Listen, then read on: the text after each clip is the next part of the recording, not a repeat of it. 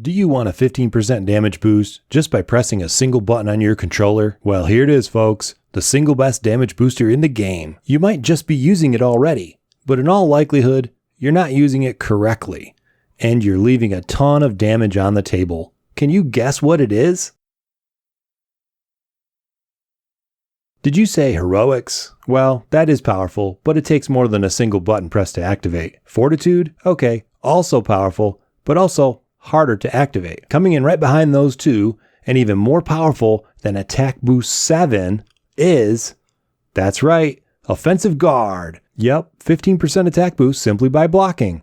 You have to block right before the attack hits, but it's pretty easy to get the timing right without much practice. Now, here's the part where most people, including the experts, aren't using this skill properly. They assume that if you use a guard point, Offensive Guard will always activate. For example, the Metsu Shoryugeki switch skill has a guard point right at the beginning of the move, and it's standard practice to put Offensive Guard on an uppercut build because, as the experts tell us, you'll get the 15% damage boost from Offensive Guard every time you use a Shoryugeki, and this is just plain wrong. Offensive Guard has nothing at all to do with guard points, and it is not guaranteed on the Dragon Uppercut. Here's proof.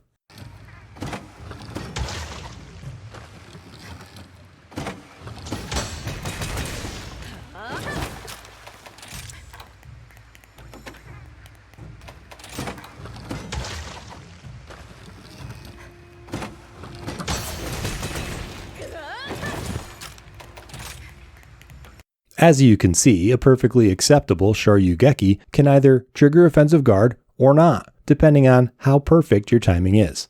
Why is this?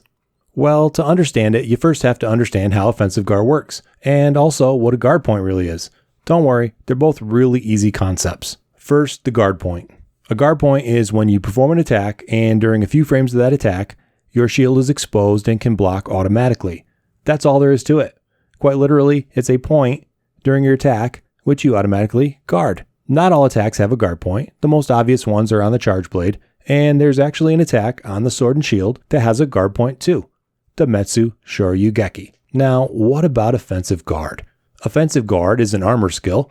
Level 3 of this skill gives you a 15% boost to your attack power for 12 seconds. It activates when you guard a frame or two before something hits your shield. So you can activate it simply by manually blocking right before the attack hits. Or you can activate it by using an attack with a guard point, timing it just right so that the incoming attack hits your guard point. Sounds pretty simple. So why doesn't Offensive Guard always activate on a guard point?